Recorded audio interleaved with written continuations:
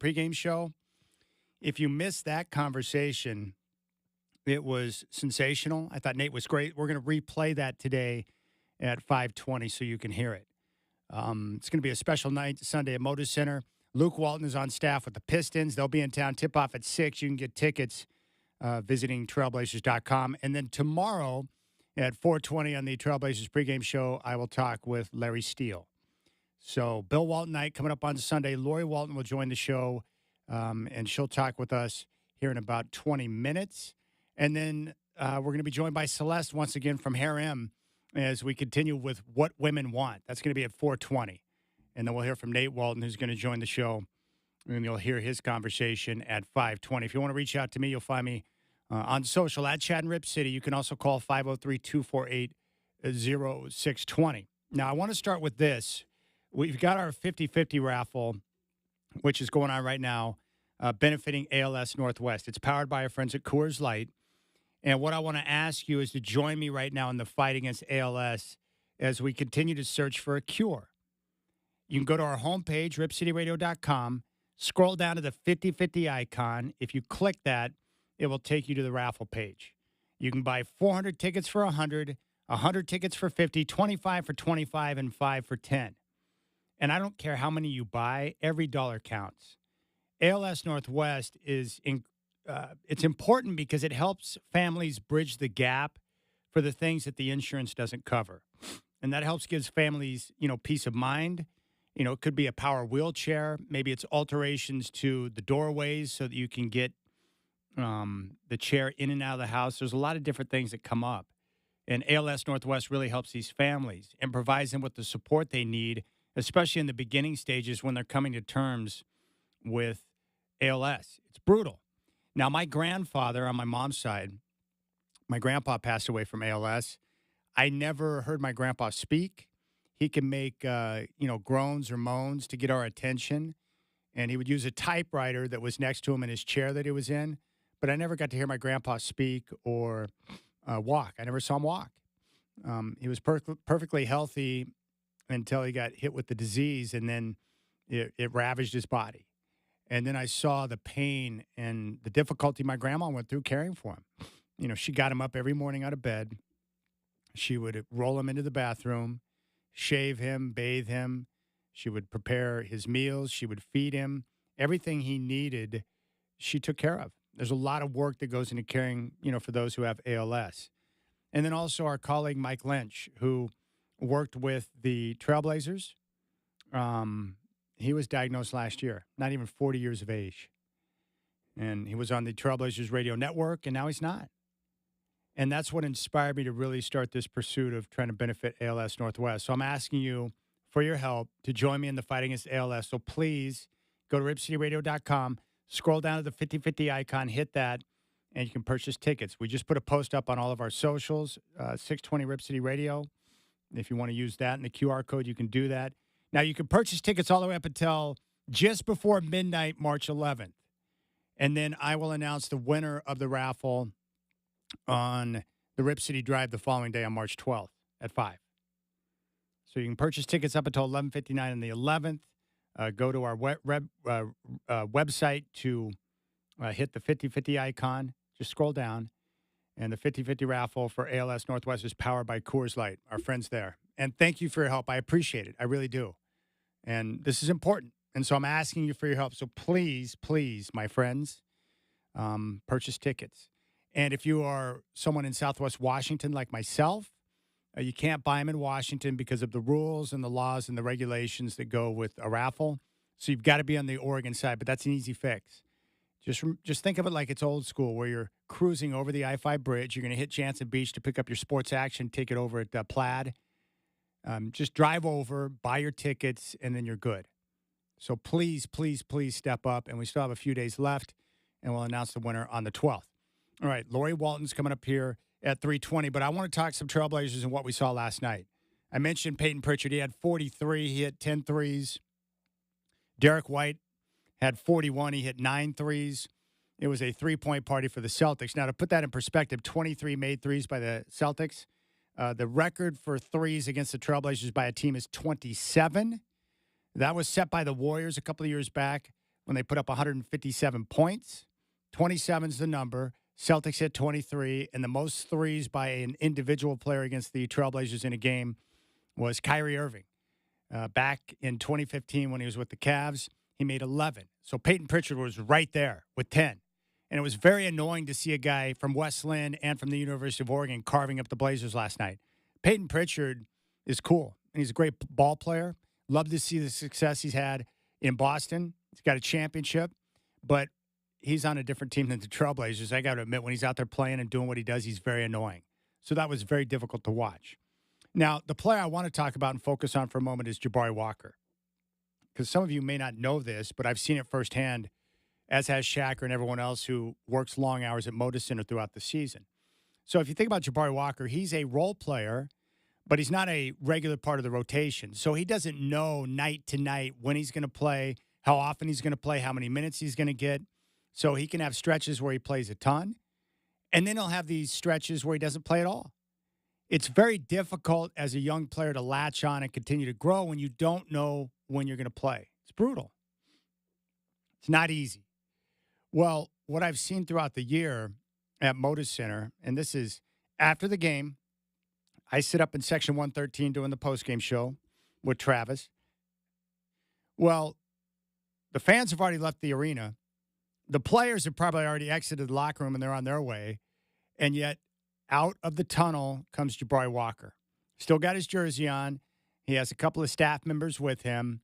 And he'll sit there for an extended stretch working on his game. Low post moves, working on his shot. I've seen him practice, the three-point shot in different spots time and time and time again, just putting in the work. And what I like about this is that when you see young guys who understand that it's all about the work. I've got to continue to remain diligent. I've got to work hard. I've got to put in the time and keep myself as ready as possible so when I do get called upon, I can make the most of the opportunity. Well, the opportunity right now has come from the fact that DeAndre Ayton is out and Robert Williams remains on a pitch count, so they're using Jabari Walker a lot more. And he's getting minutes even out of position at the 5, which is great. Last night in Boston, 22 points in 29 minutes. He was 8 of 9 shooting, and he was a perfect 6 of 6 from downtown. He was one of the key reasons why the Blazers were able to stay within striking distance and get back in the game in that fourth quarter. They didn't get over the hump, but they were there. But Jabari Walker's work, his diligence, it's paying off. And the one thing that he has, and I've said this before, but let me tell you again, the one thing that Jabari Walker has that a lot of guys don't is young players I'm referring to, an understanding of what their strengths are, what they can do best to serve the team, and understanding what the coaches want. And then when they go out there and play, they do that. Jabari Walker is an energy guy who is a elite rebounder. He studies the ball. He knows where it's going to come off the rim. He knows how to get there and position himself to get rebounds in a way that other guys don't. And he's really worked hard on his upper body strength to be able to compete with some of the bigger bodies, especially when he's playing at the 5. And so when you do that and you understand your strengths and how you can help your team, and you're not out there worried about your touches or trying to showcase your moves or whatever, you end up putting yourself in a spot where you can carve out a nice, long career. And so I admire young guys who grind, who put in the work, and who are diligent through that process. And then when they get a chance, they cash in. But I'm telling you, so many games this year at Moda Center after home games, win, lose, or whatever, Jabari Walker's out there on the floor putting in time. That's just what he does. He's a grinder. And I love to see it. I love that type of grind.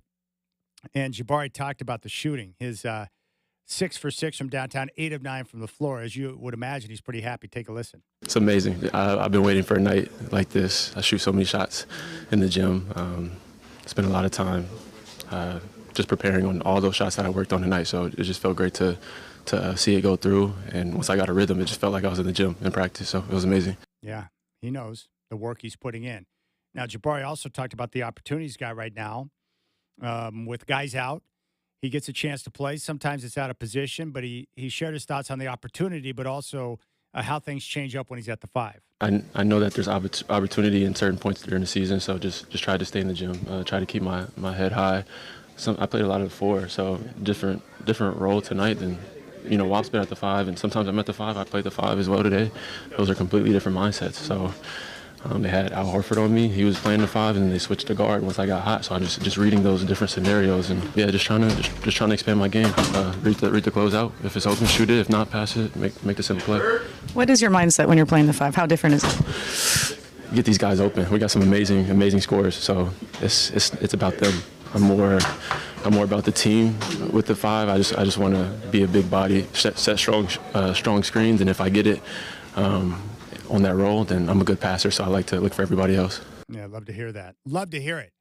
Coach Billups also was asked about Jabari and his play. Here's what Coach had to say. You know, I thought Barry was really good. His shooting was big time today. I mean, could miss as well. So we did a good job of continuing to get him the ball. You know, once we find a guy that can make some shots during the night, I mean, he did a really good job of it.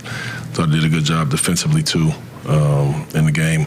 I mean, we're playing a lot of lineups and combinations that we don't usually play, you know, so it's first time for some of these combinations, and I thought we did a good job with it. All right, so there you go. Player development, the most important thing with this team right now, and Jabari Walker putting in the time, and it paid off last night in Boston. Tip-off tomorrow at 5, game day with Brendan Slaughter at 3, and I'll have the Trailblazer pregame show at 4. Now, I've got a bit of an issue right now. I left my earbuds at home, so I'm wearing these horrendous stock headphones right now.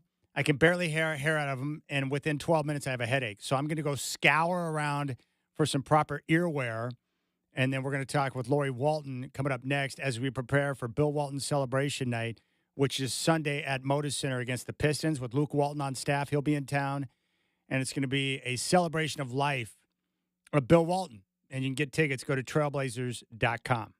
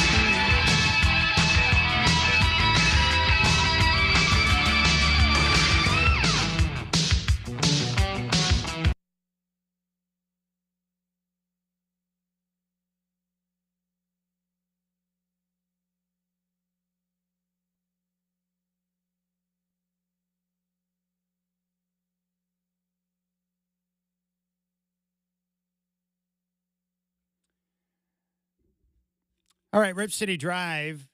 Hope you're enjoying your Thursday afternoon. Lori Walton is going to join us here in a couple of minutes as we get ready for Bill Walton's celebration night. And then Larry Steele going to join me tomorrow at 4:20. You can tune into the Trailblazer pregame show and listen to that conversation. But it's going to be a lot of fun. And I've had to live, honestly, vicariously through many of you. And I have so many friends who are older who were a part of the championship run back in 77. I was 2 years old. So I love hearing the stories and being able to sit back and have the picture painted in my mind of what that was like. And of course, I've read much and seen a lot of videos. Fast Break, the movie that was done, was fabulous.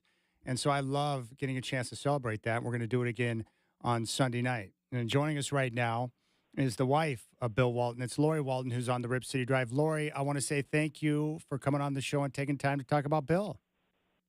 Oh, well, thank you for having me on your show. It's absolutely my honor and pleasure to be here today. Well, it was great. I had a chance to speak with Nate yesterday, and I wanted to ask you, he mentioned this, but, you know, I know that Bill would not have wanted people to sit around and been sad at a typical funeral because he was someone that loved life and enjoyed it. But Nate told me that there were a couple of occasions where they knew that a celebration would be necessary, and Portland was definitely that place because of what he meant to the city and the franchise, the Trailblazers. So what was it like for you and the family as you sat back and tried to make decisions on what would be best in having a celebration in Portland?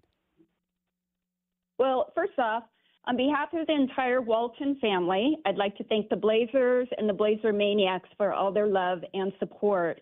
Bill was adamant that he did not want a service of any kind after he passed. So Sunday's tribute will be the perfect way for us to celebrate his life. Yeah, I think that's terrific. And it really is a celebration of life because he meant so much to so many people here in Rip City for what he brought to the team and the way that he stayed close to the city over time. So for you, as his wife, what were some of the stories or different things he conveyed to you over time about what it meant for him to play in Portland and be a member of the Trailblazers? Well, for Bill, you know, the Trailblazers gave him everything. You know, winning the championship, that was definitely one of his fondest memories and the highlight of his life. But I think that also for him, what was important was the friendships he had off the court. Like, for example, Maurice Lucas, he wasn't just Bill's teammate, but he was Bill's best friend and the family that you get to choose. So it's super special for us that Maurice's wife, Pam, and their sons, Maurice and David, will be joining us on Sunday. And another thing Bill loved to do on the rare occasion when Bill was home and an NBA game was on, he used to love to call Lionel Hollins, and they would watch the games together. I love that. You know what's great is I was talking with a couple of his teammates earlier this week, including Johnny Davis, and Johnny told me that when Bill was in the area, if he landed in North Carolina, if he was in Atlanta, of course, Johnny lived in Asheville, Bill would call him and always reach out to him and say, Johnny, I just wanted to say thank you for everything that you brought to me in my career and for what you meant. And Johnny always was taken back by that because he's like, wait a second, Bill, what about what you brought to my career and what you brought to our team and the fact that we won a championship? But those relationships to Bill, from what I gathered from his teammates, were critical to him to remain life partners. And Lori, what I love about this team, the 77 team, and you mentioned it with Luke, like how close that group has remained over the years. How special is that? And what do you think has been the key for that 77 team to remain so close as they have over the last 50 years?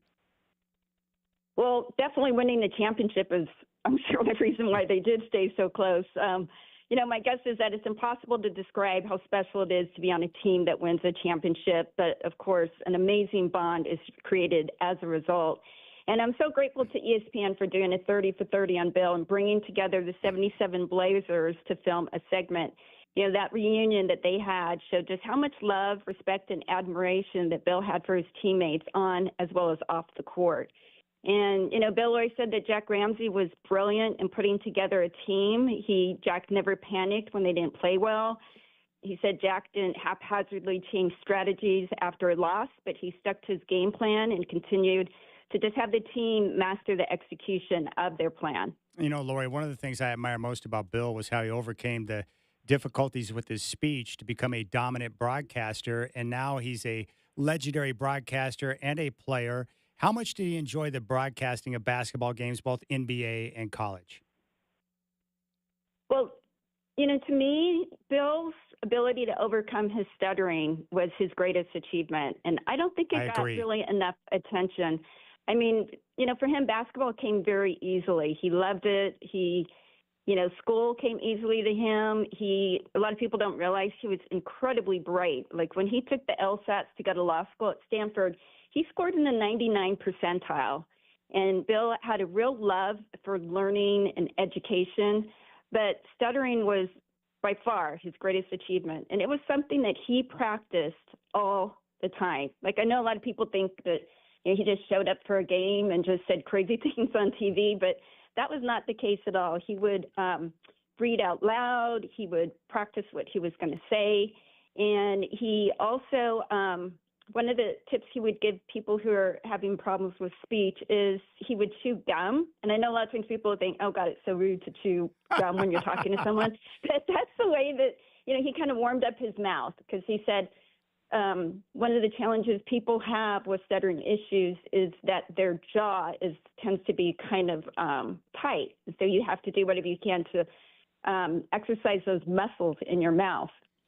It's great. I'm so glad you shared that. And I agree with you. I think it's his greatest accomplishment, and I admire it so much. And I used to think, man, if Bill can overcome these stuttering issues and become a great broadcaster, then how many different things can I do? I think he really set an example there that was nice. I wanted to ask you this, we know Bill is a basketball player and a great broadcaster. He was an activist. He was someone that was well-read. He was a man of many interests. He loved the Grateful Dead. But what's something that you knew about Bill or something you admired about him that maybe the public didn't know that you thought was interesting? Well, I actually think Bill was funnier at home than on TV because at home he would just naturally say funny off-the-wall things. Instead of on TV, it seemed like it was so much more for show. And one of the things I always found interesting about him was that he also was incredibly tender-hearted. Like, I'd always laugh that even though on the basketball court he was incredibly fierce, but in his private life he did not like confrontation. And so it was easy for me to win an argument because he would be like, okay, fine. And he just didn't like to ever go there. And then, if we'd go see a movie, he's the type, he would always cry at movies. And I just remember, at the end of the movie, I'm like, okay, you've just got to get it together. The lights are going to be coming on, and you have to get control of yourself because you are a mess right now. But he had such a big heart. And he really had a gift of, I just felt like he was a man of the people. You would never find someone who was more incredibly grounded and just salt of the earth.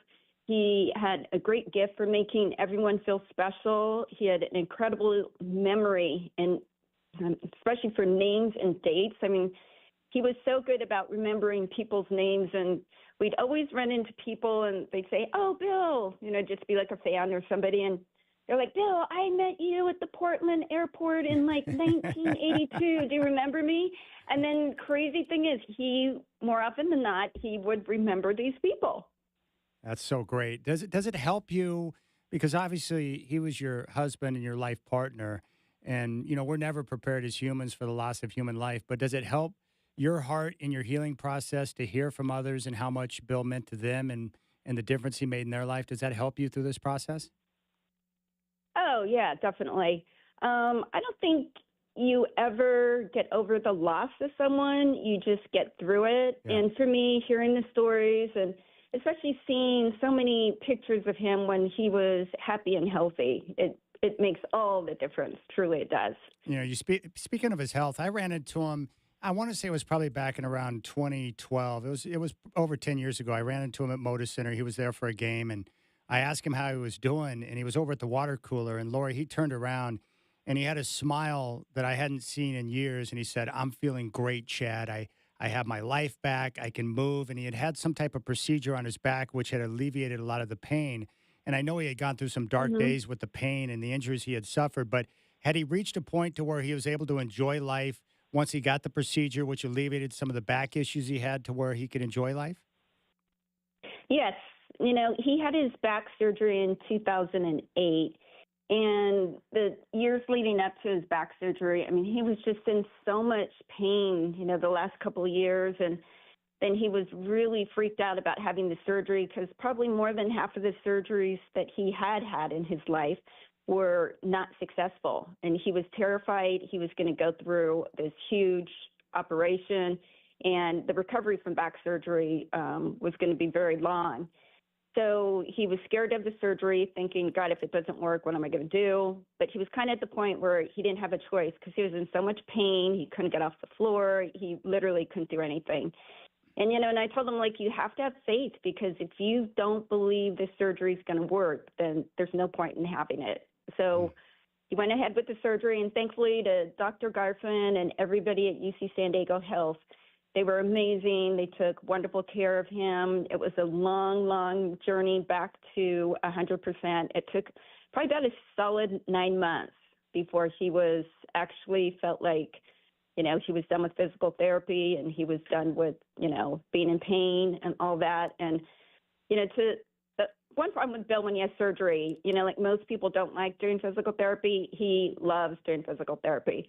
So they would have to tell him, you got to dial it back because, you're doing too much and you need to, take it easy, else you're going to jeopardize all the work that's been done under surgery. But thanks to Dr. Garfin and his team at UC San Diego Health, from 2008 until 2023, when he had his cancer diagnosis, he was in wonderful health, and he was super happy and super healthy. That's terrific. How many Grateful Dead concerts did you go to with Bill over the years? A lot. Thankfully, I was a Deadhead before I met Bill. And and so, marrying Bill, if you're a Deadhead, is just like, So when he found out, what was that lottery. like when he found out you were a Deadhead? Was he blown away? No, I think he was happy, but I don't know, he loved the music so much. I don't even think he cared if I liked it or not. What mattered was that he liked it, Yeah. So if I didn't like it, then I probably wouldn't have gone with them to the shows, because if you're a Deadhead, the shows are awesome. They usually play for like an hour and a half to 2 hours for the first set. They take a break, and then they come out and play for 2 more hours. But if you don't like the music and you're not having fun, that's going to be a really long night for you. And, when Jerry Garcia was still alive, when Bill, during the off season in the summer, we'd go on the entire summer tour with the band. So that's like, 20 shows. So if you're not having fun, that's, you shouldn't go on the tour. That's true. But if you love the music, it's, for Bill, the Grateful Dead shows were definitely his happy place. Listening to the music, it healed his soul and washed away his problems in a way that nothing else could. And I'm so grateful that, no pun intended, but I'm so grateful that we had that in common, and it was something that we both loved and that we could share together. What's great about Bill, and I got this from Nate, and I've heard from his, other kids over the years, that he obviously really enjoyed being a father, and he loved them so much, and he never pressured them to be a basketball player or anything like that. What was it like for you to watch him with the kids and being a dad over the years? Well, he not only didn't pressure them to play basketball, he really, really wanted them to do something besides basketball. He didn't want the kids to have to go through comparisons with him. And, but they were all so tall. I think, everyone just kind of expected them to play basketball. Yeah. But he really encouraged the kids to have interests outside of sports. He always told the kids that sports are not a right, but a privilege, and their education came first. Bill was really big on, he was an avid reader. Being the son of a librarian really helped with that. And gosh, I've been cleaning out the house, and I want to say he probably had about 1,000 books. Wow. In our house. Yeah, that he read. And what's really amazing about that number is probably about 15 years ago, his mom sorted through all the books and gave away probably more than half the books we had at that time to the library. So, that's just in the last 15 years, he got even more books. But, he, at night, I don't care how late we got in, after a concert or something, he always read every night before he went to bed.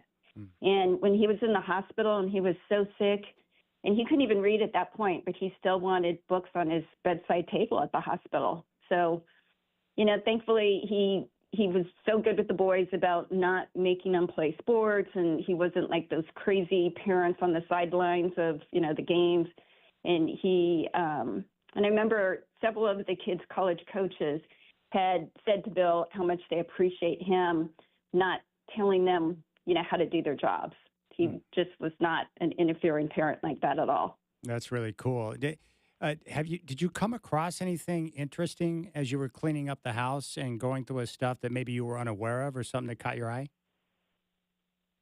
Yeah, it was definitely a labor of love to go through his stuff because he was a borderline hoarder, and he had, oh my God, I mean, like, I don't know if you've been to our house, but like literally there's not an inch of space on our wall that isn't covered with like Grateful Dead posters or basketball pictures, or, every surface in our house has like bobbleheads and some kind of tchotchke or something or another on it. And some of the fun things I found were handwritten letters from John Wooden, his coach at UCLA. And Coach was just so sweet. He would send Bill pictures and with little notes attached to them. And then it was really cute. It was probably between Bill's freshman and sophomore year in college, because when Bill played basketball, freshmen weren't allowed to play varsity. And so it was during the summer, and Coach had written Bill a letter asking him how he was doing and telling him the importance of, getting ready during the summer and to maintain his physical fitness and to make sure he's eating well, and that, come fall, he hopes that he's ready for the season and that he's also going to take his classes seriously. And he obviously already knew about Bill's personality because his kind of the closing paragraph of the letter says, Bill, I know that you and I won't agree on everything, but I hope you'll understand that as your coach, I am doing what is best for the team. Oh, that's so good. So I figured at that point, Bill had already, started questioning Coach Wooden on his decisions. Yeah, no, that I'm glad you brought that up. John Wooden, of course, is a legend, Lori. And I know it was really hard on Bill, but what type of reverence did Bill speak about Coach Wooden with when he talked to you about him? Well, Bill said that when he played for Coach Wooden definitely was not your friend. And that it wasn't until probably Bill retired from the NBA that he developed a friendship with Coach Wooden.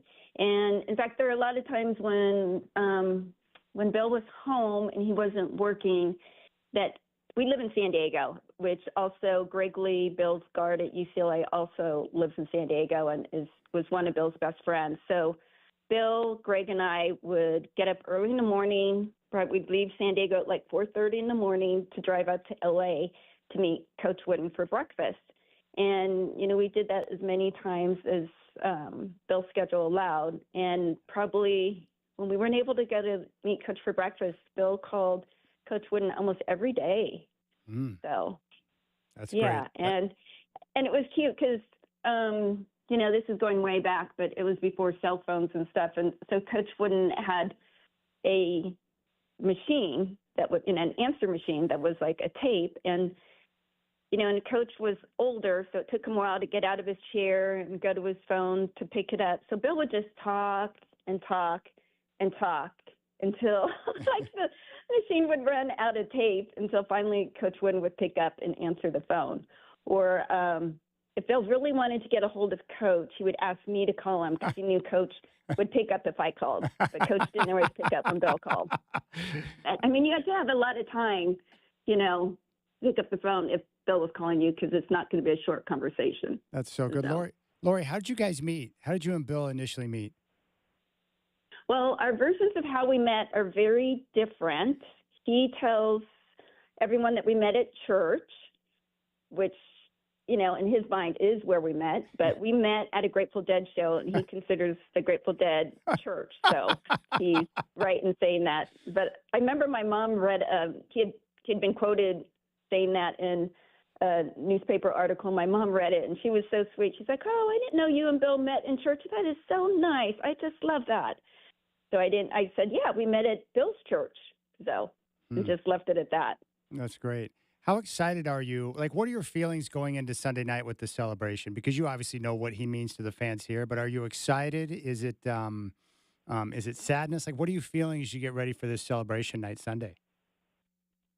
Well, I am definitely hoping it will be a celebration and it won't be sad. I mean, that was one of the reasons Bill did not want, any kind of celebration of life when he passed, because he didn't want people to be sad. He didn't want people to feel sorry for him. Even though, we would have liked to have him live much longer than he did, he got the most out of his time here on this earth. I mean, he was not ever one to sit on the couch and, do nothing. He made the most of his time. He was super active. And like I said, I think the Sunday's game is going to be the perfect way for our family to celebrate him.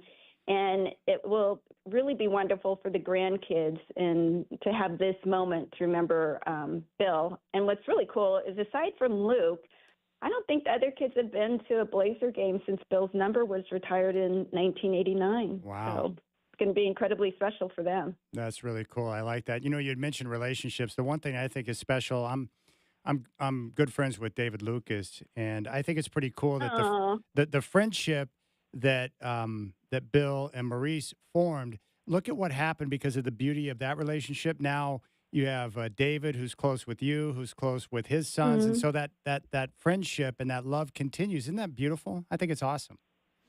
Oh, yeah. I mean, we definitely consider the Lucas family part of our extended family, and it's going to be so wonderful for us to have Maurice's wife, Pam, and their sons, Maurice and David, with us on Sunday. And, Pam has just been a godsend to me. She went through a similar experience with Maurice, and, she's just been my rock. And I'm so excited to see all of them. And did David tell you that he's going to be participating in the Jamba Juice free throw contest? Oh, he is for the game on Sunday? Oh, I love it. That's so good. Yeah, in fact, I was just talking to David the other day, and we were reminiscing about the game where the Blazers honored the 77 championship team, and they picked Maurice Lucas to do the contest of attempting a half-court shot. So first off, Bill could not believe that Maurice was going to go onto the court wearing a suit, tie, and dress shoes. Bill was in awe of anyone who wore dress shoes because his feet were so bad. I don't think he had been able to wear dress shoes since he couldn't he do was it in his 20s. Yeah. Yeah, just his feet hurt so bad he couldn't wear them. So anyway, Maurice steps onto the court, throws up the ball, and ends up banking it in from half court. And I think Bill was actually more impressed that Maurice was wearing dress shoes than he was that Maurice made the shot. Because in so Bill's good. mind, it was not possible to do anything cool or fun wearing a suit, tie, and dress shoes. So I told David, I'm like, my God, if your dad made this half court shot, you got to make the 3 free throws so we get Jamba Juice. Yeah, he better. The pressure's on now. You know what? I this might be a good idea, but since he's doing the free throws, I can reach out to the promo guy, Todd. We could probably get you involved in the Fred Meyer Price game or maybe the tic-tac-toe game. You could get involved too if you want, Lori. Yeah. Well, as long as David makes the free throws, that's all that matters, especially because Bill loved Jamba Juice. When the Blazers asked me about the promotion, I'm like, oh, my God, this is so perfect. Bill loved Jamba Juice. His favorite was peanut butter chocolate love.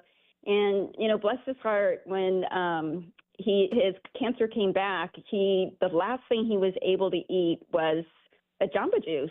And then after that, he had to have IV nutrition, but that was the last food he ate. Oh, he loved it. It was great. In fact, I talked to David about this too, but that was classic Bill Walton style, right? When he passed, no one knew that he had cancer. And that was probably by design, right? He didn't want anyone to know and to feel sorrow or sadness for him, right? Yeah, his thing was he really didn't want anyone to, take pity on him. And, the great blessing at the end was that one of the boys said it was the first time that they had their dad all to themselves and they didn't have to share him with the public. So that, that was a nice added benefit of the whole thing. But I know it made it hard for people because it was such a shock when he did pass. And especially because we had gone to All-Star Weekend in Indianapolis and he was starting to feel sick then, but you would never, ever have known it based on, how he acted at All-Star Weekend. Like, I didn't even realize he felt that poorly. He just said, yeah, my stomach's kind of bothering me. So I didn't think his cancer came back, especially because he had been in remission for only like 4 months. So I'm like, there's no way his cancer came back. That like wasn't even a thought in my head. But I'm so grateful to the NBA because during the game, All-Star Sunday, they had Bill seated next to Larry Bird. Wow. So he was just in hog heaven sitting with Larry and, yeah, and they just talked the whole time, and that was like the most perfect way for him to have his last public appearance. And, sadly, we flew back from Indy. He went to the doctor as soon as we got home, and then he was admitted to the hospital, and he never recovered. Wow. So. Well, I'm glad he got to sit next to Larry. Nate told me yesterday that Larry Bird was his favorite player when he was younger, too, and he really enjoyed being around those teams in Boston. Yeah, even though Bill grew up in San Diego, the Celtics were his team growing up. And, so for him to play for the Celtics and end his career that way was just amazing. He started off with the Blazers, won the championship, and I think that experience in Boston as well as being at UCLA really spoiled him because that was just in his nature. He was only happy if he was winning. And, poor thing, can you imagine if he had ended his career when he was with the Clippers? I mean, that would have been so depressing. I know. No, I'm so happy that he continued to fight and battle and then get all the way back. I've got one more question for you. Yeah. What did he ever talk to you about losing his bike at the championship parade and then asking for someone to give it back to him? Yes. Bill was the least materialistic person you'd ever meet. Like, he could care less about anything, but he loved his bikes. Like, it was never a thought in his mind to ever wash our car, but he was constantly cleaning and working on his bikes. And he told me that he was really worried he wasn't going to get his bike back, but he said, thank goodness the good people of Portland, they have a high moral compass. They're so upstanding. And he got his bike back, and he said it just totally made his day. And that's great. So and and he just had so many, fond memories of being in Portland and what a special time it was. And he always said that the people of Portland treated him much better than he ever deserved. And he was very grateful for all of the support and love that he got from the Blazer Maniacs. All right, Bill Walton Nights coming up Sunday at Moda Center. You can get tickets at trailblazers.com. The Pistons are going to be in town. Luke is on staff with the Pistons. Lori will be there. We're going to celebrate the life of Bill Walton. Lori, I just want to say thank you. The kindness you showed in coming on the show and sharing the stories. I know that people really enjoyed it, but thank you so much. Oh, my gosh. Thank you for having me on the show. We're so excited for Sunday. We cannot thank the Blazers enough for everything they're doing for us. We're going to have 6 kids and 14 grandkids at the tribute. And yes, we're really looking forward to saying hi to all the fans and meeting everyone. And we're banking on David Lucas making those 3 free throws. We all get free Jamba Juice. I love it. All right, Lori, I'm going to hold up my end of the bargain. I will not be sad. I'm just going to celebrate the way that Bill would want me to. Definitely. It's definitely a celebration. All right, Lori, my best to you, all right? From the bottom of my heart, the best to you. Thank you for your time. That was terrific. Oh, thank you, Chad. You're awesome. All right, there you are, Lori Walton, in preparation for Bill Walton's celebration night. How great was that? How great was that? And how about the reaching out to Coach Wooden? Here, Lori, you call him. He'll answer if you call. All right, we'll keep things rolling. Rip City Drive. Big thanks to the Trailblazers and Lori Walton for joining the show. Again, trailblazers.com for tickets. Pistons on Sunday. We're going to celebrate the life of Bill Walton.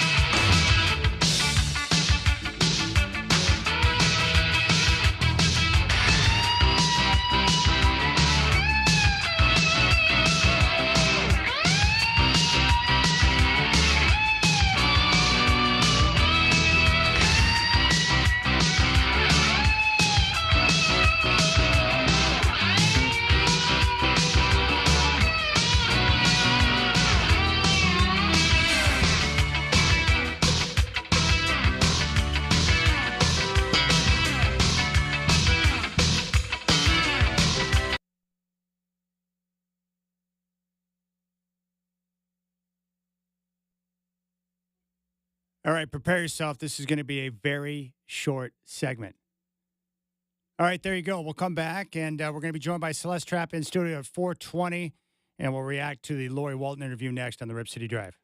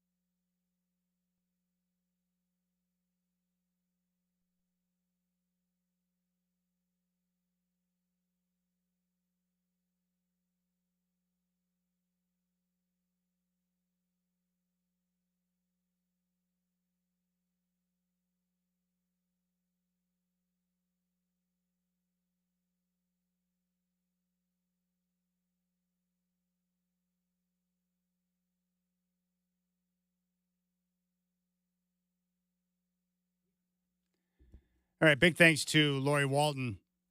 I'll share some of the reaction. I am doing work this week that would make my good friend Brian Noe very proud. Just giving the middle finger to the clock. Lori Walton destroyed it, as did Johnny Davis, but it's okay because we're celebrating the life of Bill Walton. And like Lori said, he didn't want sadness, all right? That's why he kept the cancer diagnosis to himself. David Lucas didn't even know. Everyone was stunned because he didn't share it with anyone. He didn't want anyone to get sad or feel bad for him. So it's coming up on Sunday, the celebration of Bill Walton. I just got a great message from Tony in Boring. He sent a message with a screenshot showing that he had purchased tickets for the 50-50 raffle benefiting ALS and the organization ALS Northwest. Tony, thanks, my friend. I appreciate you. And the big day is coming up on the 12th. That's when we're going to announce the winner.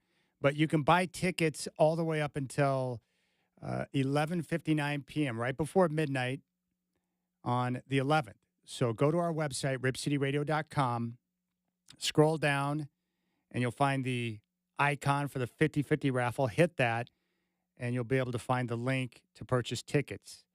You can get 400 tickets for 100. You can get 100 tickets for 50. So just go and purchase 25 for 25 or 5 for 10. It doesn't matter to me how much you buy. Every dollar matters. And we want to make a difference here. So jump on it, and we'll announce the raffle winner on the 12th at 5 o'clock here on the Rip City Drive.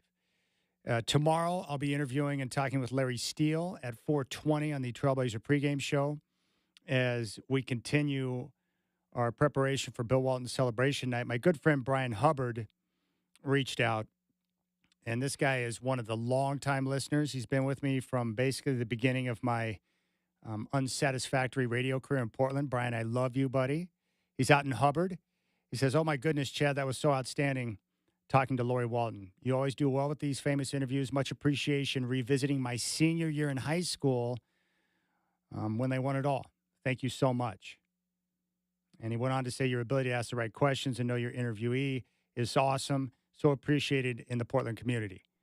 Well, you got it, my friend. Sean in Damascus chimed in. He said, "Bill also had a love for soccer. Me and my brother used to go to the original Portland Timbers games and would see him there all the time. He had his headband, long ponytail, and I said hi to him one time, and he said, 'Howdy.'" I could picture Bill doing that. And he went on to say, "Damn, these interviews keep getting better." I appreciate that, Sean. Thank you so much. Also, Sean out in Sandy said, "Most intelligent human being, could easily see how smart he was and what he brought to the city of Portland." And that was Bill. Well-read, high IQ. He was a different cat. I always enjoyed my interactions with him, but I was really happy when he had told me about the procedure, which alleviated some of the pain, because he was in agony for an extended period of time. Agony. Like in legit pain, suffering. And he was able to get the procedure, which alleviated that, and he was able to go on and enjoy life, which is terrific. And he became a great broadcaster. I talked to Roy Firestone, one of my absolute favorites, who did Up Close on ESPN for years. That was one of my required watching or viewing when I would get home from school, when he would interview different big-time guests. But he forged a relationship with Bill Walton, and this is back when Walton had the stuttering problem. And it was Roy who encouraged Bill to work on it and gave him some pointers.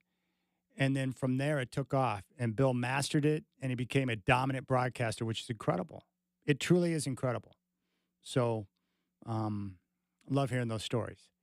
So big thanks to Lori Walton for sharing so much time. And she gave us a little secret that David Lucas is going to be shooting the free throws Sunday for Jamba Juice. And we'll see if he can get his free throw stroke going. So no pressure, David, but you got to make those shots. You got to make those shots, my friend.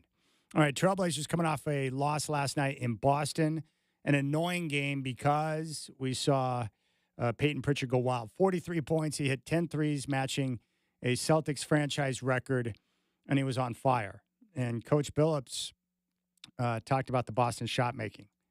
It's really hard. It's not like they're shooting wide open shots. I mean, they're shooting tough shots, contested shots, making them. I've been on the both sides of that coin. Sometimes you're shooting and it feels like whatever you do, it just can't stop you. But we hung in, man. We really did. We had so many guys play well in the game. Yeah, it's not much you can do. When you get hot like that. Ant talked about it after the game and said, hey, what's hard is when you get two guys like that going, it's not like the only two guys who can make shots are Pritchard and Derek White. They've got other guys on the floor who can do it. So he said, you're worried about the guys who are hot, but you don't want to vacate the area where you're covering these other guys because you're worried about them get going. The Celtics are tough. I know that Cleveland is having a great year, but I still think Boston is the best team. And once the playoffs hit, I expect them to reach the NBA Finals. And then we'll see what happens in the Western Conference. Can the Lakers challenge? Is it Oklahoma City? But I do think Boston's going to find their way through the East. I just don't think Cleveland will have enough against Boston in a 7-game series to get the win in advance. So we shall see. But the Blazers, continue to battle. And, it's nice to see. In fact, here's Ant talking about the hot shooters. This is his breakdown. For sure, and then you got other players on the court that can shoot the ball just as good as them. You know what I mean? So like for most of the time, when I first got my 9 threes, like I was on the court with like Dame, CJ, and Melo at the same time. So like they didn't really like. Obviously, we was paying attention to them, but like we still you got to pay attention to other players as well. You know what I'm saying? At the same time, and they good players too, but like it's hard when 5 players on the court shooting over 40%. They all spaced out, driving and kicking.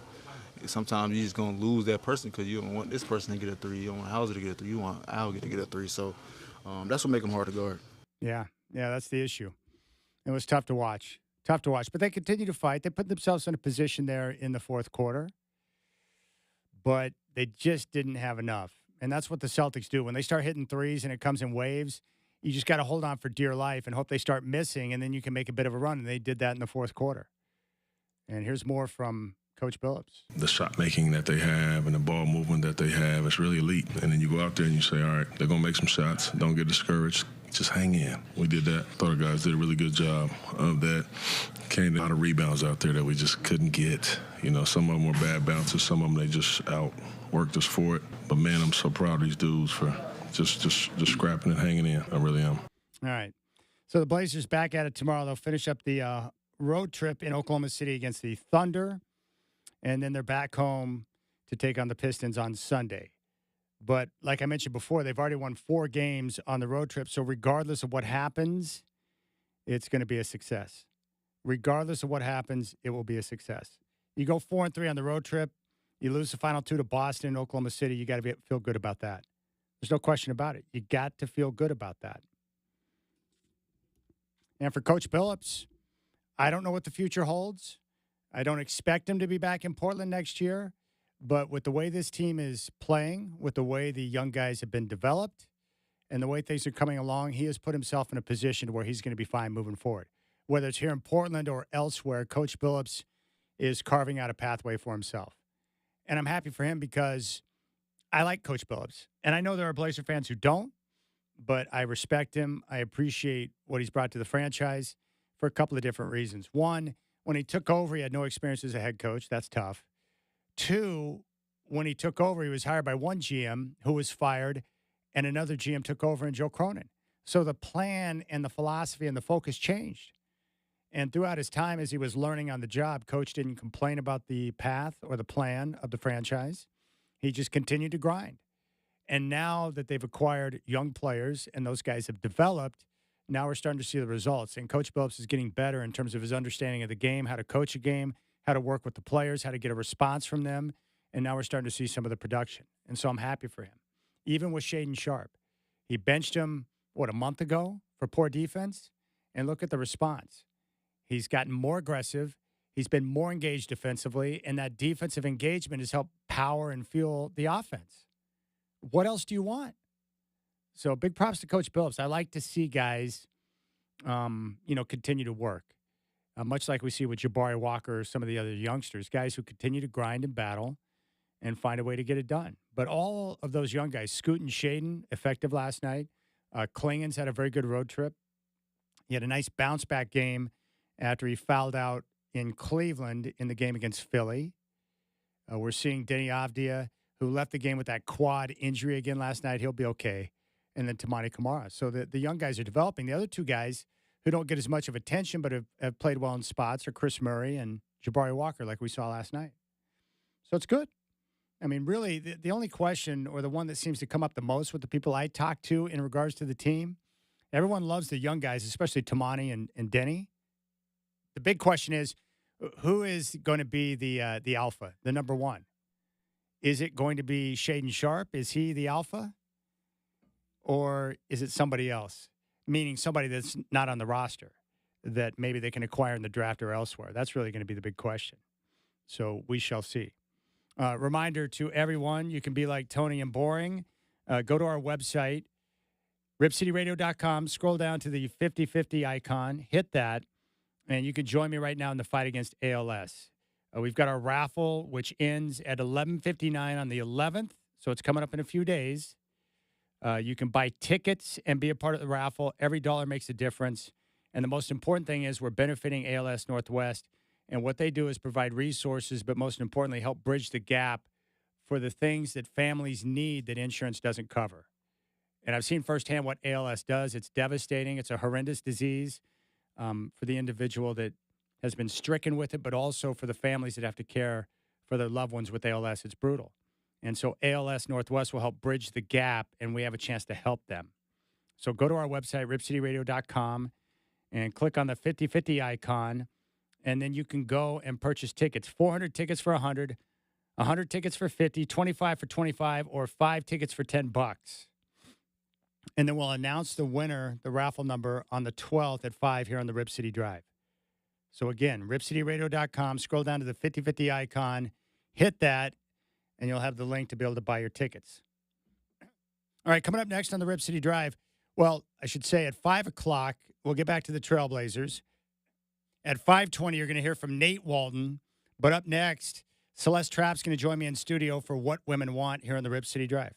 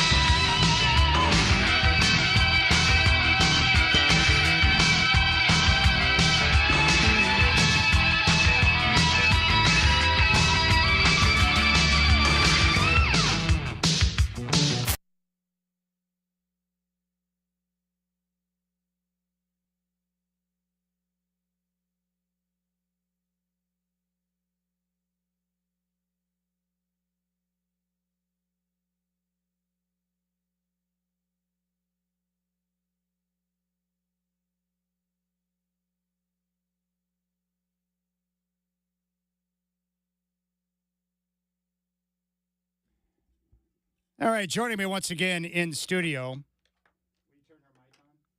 is Celeste Trapp for What Women Want as we begin our radio venture together. It's great to see you again, Celeste. How was your week? Hi, Chad. It was great. I love seeing the sun again. Yeah, every time you come. Last week, you brought the sunshine. Today, blue skies, more sunshine. So You got it. I'm We'll going to hope for hold you next to week it. the Every same. time you come in, I'm expecting beautiful weather. I will Well- do my best. Well, there's a lot of things to talk about. And I think what we should do first is let's recap, because what we're trying to do is use your experience, your life experience, and you've dug into this a lot, and you're writing a book right now, which is great. But we're just trying to investigate and dive into relationships and, how people can connect. And these are questions I've had my entire life. The one thing that's always been confusing to me is that the most difficult things I've dealt with in life, parenting, finances, and relationships, there's no real schooling or teaching as we go through our time in school, grade school, middle school, high school, and into college. We learn about different things, but we don't focus on these things that are such a vital, important part of our life every day. We just have to figure it out on our own. That's been strange to me. Right? Wouldn't it be nice if they taught that in school? Yes. A little bit more about relationships and maybe finances even might be good. Yeah. But- I think it's critical. So that's why I like these type of discussions. And we were talking last week about, the online dating because it's such a prevalent part of our society now. Most of the people I know who are looking to get involved in a relationship, they're doing it online. And I think a lot of that has to do with the fact that people are busy. They don't have time to go out and hang out at a particular establishment now. And so they're using it online because they can connect and be able to communicate with people in their own time and be able to do it while they're working or whatever, which is nice. Right. And it's kind of an easier method because people don't have to be turned down face to face. Let's be honest. I actually was doing some math on the drive over. I'm an OG in online dating. I was on Yahoo dating. I don't think people even realize there was a Yahoo dating I did site. not know. Yeah, it was in the late 90s.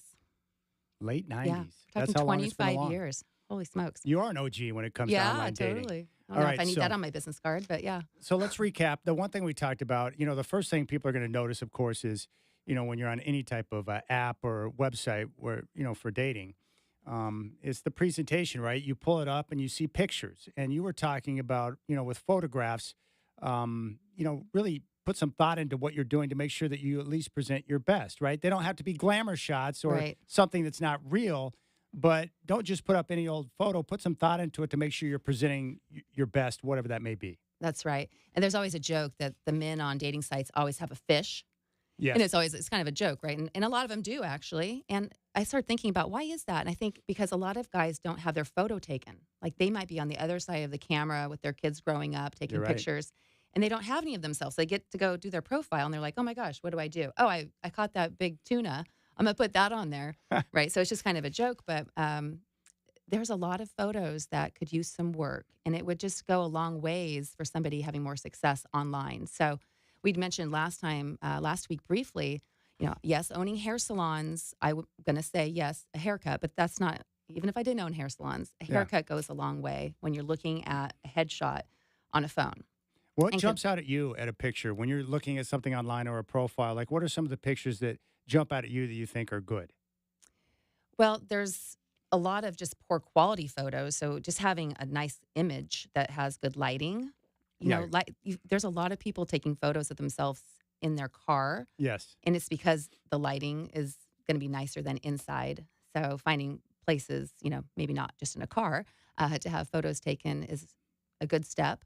But we all have, at least if we don't have, we know somebody who has a nice phone that has a nice camera. Yeah. Use a nice camera. There's so many pictures on there with just terrible, grainy, terrible photos. Yeah. So those are like the easy no-brainer steps. Yeah. But And you make a great point about the guys. I take a lot of pictures, but most of it's for work-related activity for social media. But, most guys my age, we're not constantly taking photographs of ourselves, or even if we get together as friends, we might do a selfie occasionally. But those frequent photos they don't come around very often, right? So we don't have a bunch of photos of ourselves stored in our phone. right. So you have to be a little intentional and, have your friends help you. I had a friend and I reviewed his online profile and right away I was like, okay, we need to we need to change up these photos. Like you have, first of all, like the same type of shirt in every single photo. Yeah. You know, you have some strange expressions. You're in different weird places. So we're outside and just took some nice headshots of him. And he did end up getting a girlfriend. And I just saw them a couple weeks ago, and it came up that I did help him with that profile that got that girl. So That's good. See, you're I'm already gonna take helping full people. credit. They can name their Yes. dog after me. All right. Here's the question I have for you. So we got that down. So, put some intentionality into the pictures that you put up with good lighting so that it's clear and something that's not grainy so people get a good picture of what you are. But aside from the pictures, what I've always wondered, because a lot of profiles, you only get like a couple of lines to introduce yourself, right? What should someone try to convey in that little message to grab someone's attention? What do you think is the right approach there, Celeste? Well, like you said, it's small. It's not a whole lot of space. So you don't want to jump in with a bunch of your baggage. You're like, oh, just got out of a really long marriage and, I'm really rusty in this dating world. No, say something about what you like to do, maybe what you're looking for, some of the things that excite you. But like you said, a lot of people aren't taking a lot of time reading all of that if they're first not attracted to the picture. Yeah. So the picture is kind of like the focal point to make Yes. sure you have a variety of pictures. But I just want to go back to that because, we talked briefly last week how a lot of people were using filters or they're putting a photo from many moons ago and it doesn't represent who they look like today. Yes. It could be weight, it could just be age, hair, amount of hair. So just being honest with what you're putting forward and trying to put your best foot forward, but also being realistic because at some point the goal is to meet this person in person. Yeah. And you don't want to have them like jaw drop when they see you thinking, okay, wait a minute, is this the same person that I just was talking to online with these great photos? So make sure you're being honest, but also putting your best foot forward and, making sure you're, some things I was thinking about like for this conversation was, sometimes people will put these photos up and they have like their houses in the back and they've got garbage on, like it's shocking that they haven't like actually looked at this photo critically that they're going to put out there and try to help them get a date. Yeah. So just like really taking a look at what you're putting and how somebody's going to perceive that image. Yeah. And the reason why that's important is because online dating, just like when you meet someone in person for the first time, it could be for a date or you're meeting someone for the first time. It could be a business meeting. Well, we always have snap judgments, right? Like you get one impression. So that photo, which is a part of your profile, people will see that and that's their first impression of you. Right. Totally. And, a lot of your listeners clearly being sports fans, some guys will put on there everything like they're golfing with their buddies. They're doing all these things with their buddies, around sports, and so if they're trying to attract a female, if they want just a big sports fan female, great. But if they want a female who may dabble and, keep up with the Blazers a little bit or, they don't want to just see a guy that's all he's interested in is sports. And they'll have like the interest and they'll be like, basketball, football, hockey, baseball. It's like, okay, what about something outside of those things? Yeah. Okay. So what you're saying is with the lines or the 2 or 3 lines you get to show yourself, be honest, and then you can say what you're looking for or maybe a quick message about, to explain yourself, what you're about, that kind of thing. Yeah. And, I think having a conversation starter like in your photos is good too. So I'm a big traveler. So, I have a photo, let's say that's from someplace cool that people might be interested in. So like Croatia or something. And then if you put in the photo, I encourage anyone to say, photos are, from the last year or two or something. So Yeah. you're letting the person know like these are legit photos. And if the photo's interesting, that can be a conversation starter right away. It's like, oh, okay, I'd like to know more about where that photo was taken. Yeah. No, it's a good idea. I've got a picture on my X profile from the Wailing Wall in Jerusalem. And I just put that up there because I love the picture. And it's amazing how many people have just come up and said, hey, what's up with that Yeah. picture? And it's Yeah. a conversation starter. Totally. So that kind of deal. Okay. So we've got that down with the pictures and the profile. I don't know how every guy feels about this, but what about when you make first contact? When you're messaging someone to create a conversation, what's the best approach there? How do you strike up the conversation? And then what type of information do you want to start with to kind of strike up the conversation? Well, first, what kind of information do you not want to start with? Which would be, that what we talked about, like this, the baggage. Like keep it light. Get an idea how somebody spends their day. how was your weekend? I mean, it doesn't have to be rocket science here. Like, this is just like human connection. And what I think is one of the most important things is this genuine curiosity. Yeah. Because if you're not curious about the other person, then you're probably not that interested, and you shouldn't waste either people's time. Yeah. So general curiosity to find out Right? what Not makes just them one, tick, what's it not about. just one sentence answers. Like, such a pet peeve. So if somebody, if you're trying to have a dialogue, you're trying to get a feel for the other person. Who is this person? What's their personality? What do they like to do? Is this potentially somebody I even want to meet in person? So if the conversation is going in a direction of one way of somebody asking the other person a question and the other person's just answering, Yeah. it's like pulling teeth. Like if you ask me what I did this past week, and I say I went to the beach, but I Right. leave it at that. And I'm like, okay, what are you doing tomorrow, Chad? Yeah, you want some more Yeah. detail to kind of get a Right? feel for what's well, going no, on. and then you would say what to me? Yeah. Well, what are you doing tomorrow? Thanks, What'd you do Chad. this past weekend? Thanks for being curious. I appreciate that. I like that. Well, I think what's interesting is that I think sometimes, I don't know why we do this, but sometimes we shy away from. I think what I have done before is I shy away from. I don't want to give too much detail, right? So Right. but the result is not giving enough detail and leaving the answers too short and trying to find that balance there. But I have done that before because I'm afraid if I give too much up, the person might think I'm crazy or something. Well, they might. I don't know. I think there is definitely information that needs to be known. For me, height is important. So I'm almost 5'8", and I like to wear heels. So, I'm like, hey, at least be 5'10", because a lot of people don't put their height, and especially if they're like on the shorter side, the height tends to be left off. And I think because they don't want to be weeding out people, but at the same time, if they prefer to have somebody taller than them, then that's okay. But I think some information is good, and as well as like whether or not you have kids. And we were talking about maybe you don't need to say the ages of the kids, but if it's a deal breaker for somebody to be dating somebody, say, that has children who are under a certain age, Yeah. then that's probably something they should ask early on in the conversation. If that's like a deal breaker for you, don't ask after you're going back and forth for like several days, because that's just wasting your time. How should a guy look at that? Where I mean, heck, I'm 49, so most of the people I know, if they're not in a relationship, they were in a relationship, they may divorce or have kids. How do women look at men who have gone through a divorce, have kids? Like, do they consider that baggage, or does it just depend on the person? Like, how do you communicate that? Because I know some people would shy away; they don't want to give up too much. But how do women view divorce and kids? Well, I think everyone has their own preference, and probably from their own past experience, they might decide what's best for them, right? If they have somebody who had, a terrible experience with, kids and a bad situation with the ex, and it was a big headache, maybe they might shy away from doing that all over again. But a lot of people like to have kids around the same age, right? Because you can relate with each other. And, Yeah. and a lot of people don't want to date somebody who has younger kids if their kids are, if they're empty nesters and they're ready to go travel. But some people don't want, they realize it's not worth writing somebody off just for those reasons. Yeah.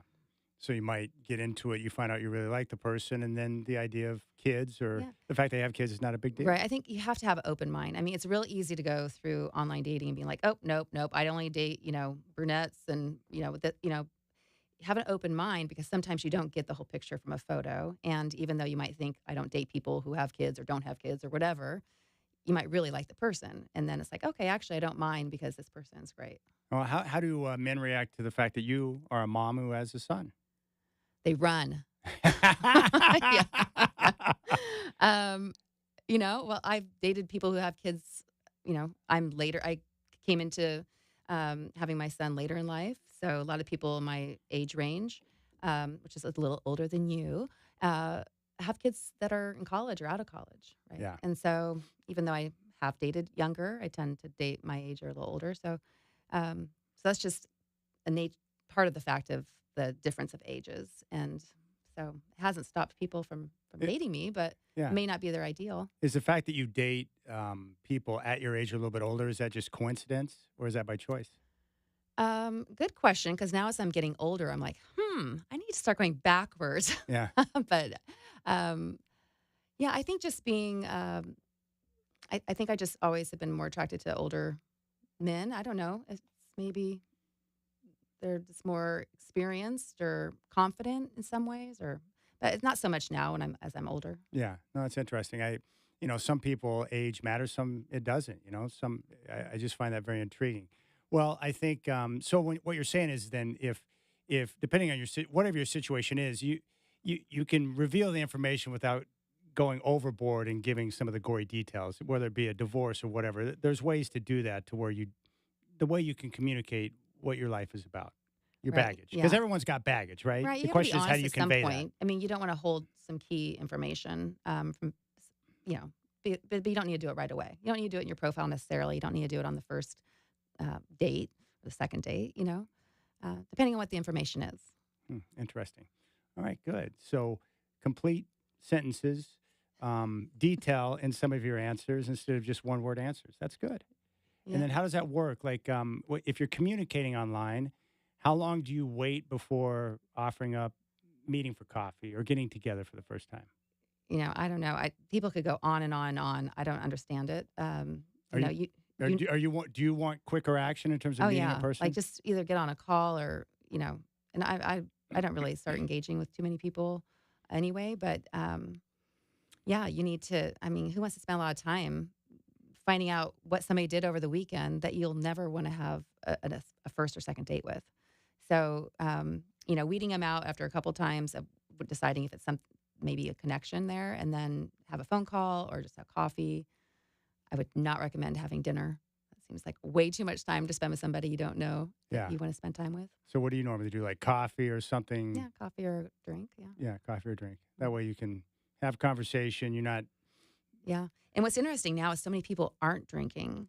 And I went through dry January, and it's like you realize, how much alcohol is part of, the social fabric and also of dating. And so then with not drinking, I thought this is kind of funny because it's fine. I've had dates with people and they have a club soda. Like, what if two people go to meet for a cocktail and then they realize they both don't drink? Yeah. At least now you can buy a $12 mocktail and you're fine. Yes. But I do the same thing. I don't drink myself. So when I have met with people, it never crosses my mind. I'll get like a Diet Coke or a club soda or whatever. It doesn't matter to me because I don't worry about what the other person's consuming, right? Yeah. But is that a big deal well, if you go out for a drinks? if you went to a bar and you both ordering a club soda, they're probably not going to be very happy about waiting on you. But No. maybe then No, you that's order an true. appetizer. But if I'm not a drinker and you go out to meet at a bar and the person you're with is having a drink, is that something that's going to be an issue for them? If they're having a drink and you're not, is that a problem? I have been surprised and not knowing somebody didn't drink when we met at a bar. And it was it made me a little uncomfortable because I didn't know the context of why they weren't drinking. Yeah. Right? Some people do it for health. Some people did it because they, at some point in time, decided it wasn't good for them. Or they could have been an alcoholic. Yeah. Right. And so you don't really know. So I think it's good to know that going into it. Maybe some people put it on their profile and, I honestly used to be a left swiper. I'm like, if they don't drink, I don't know how that would fit into my social life because, I'm a social person going around. And if they weren't drinking because it was hard for them to be around alcohol, it'd be a problem. Yeah. If you're a social person. But I don't do that anymore now. Now I'm like open to the idea that somebody wouldn't drink. Yeah. And you're right. There are more people now, younger people of all ages who just aren't drinking now. Yeah. Yeah, which is fine. You're an OG. Yeah, I do it. I've never had a drinking problem. It's just a lifestyle choice, if it doesn't fit into. What age were you when you stopped?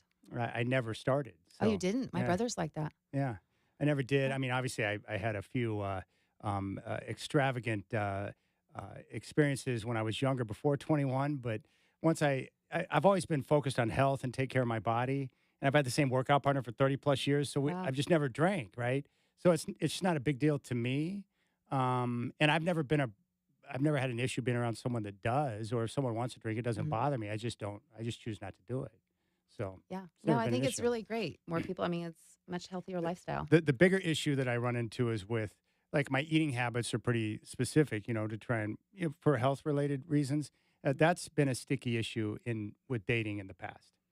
They Yeah. take a lot of interest in, well, Yeah. why do you do that? Why aren't you eating that? Why don't you want to do that? Right. Because a lot of people, food, as you know, just like drinking, it's like a lot of people consider it like a shared experience where it's Right. like, well, I'm enjoying this. I want you to enjoy it with me, And my thought has always been like, well, you can enjoy that. I'll enjoy this. What does it matter? But that's It's not that simple. Yeah, It's an and issue. that might be something that I would leave off a profile. Yeah. Because if you meet somebody and you have great chemistry and it's like, oh, and by the way, I'm vegan or I only eat these certain things and I don't drink and, like, then they're like, oh, they might have like said, oh, I'm not interested early on, but then they meet you, you're like, oh, you're really great. And Yeah. even though you don't check all these boxes, that's okay with me because these other things are really great about you.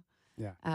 But yeah, that is. I mean, like I would kind of be like, oh, vegan. Like I like to eat meat. I like to eat. So, those are probably things you might leave off, Chad. All right. Okay, good. This is Glad I good. could help you out with I that. appreciate that. All right. So as we continue, we are going to get into people who are actively in relationships too, right? In terms of what you want Yeah. to pursue. Yeah, definitely. Yeah, building on that and how to, continue to foster that, right?